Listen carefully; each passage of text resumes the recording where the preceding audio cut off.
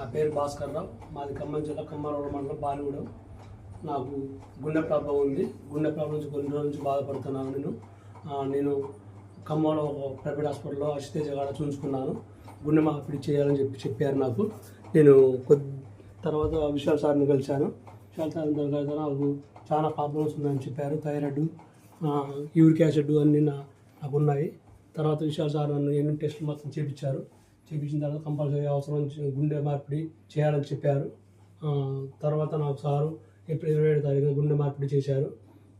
గుండె మార్పిడి చేసినాక నేను ఆరోగ్యం బాగుంది. ఇప్పుడు నేను మంచిగా నా పని చేసుకోగలుగుతున్నాను. జీవనోపాధి నా పిల్లలకి నేను నా టైలరింగ్ చేసుకుంటూ నా జీవనోపాధి గడిపించుకుంటున్నాను. సారు నాకు చాలా మేలు చేశారు. సారుకి నా ధన్యవాదాలు.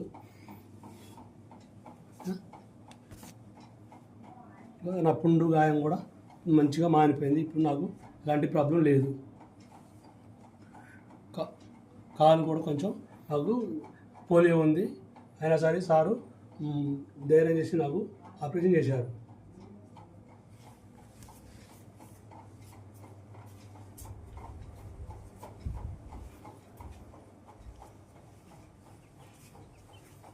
చిరువంత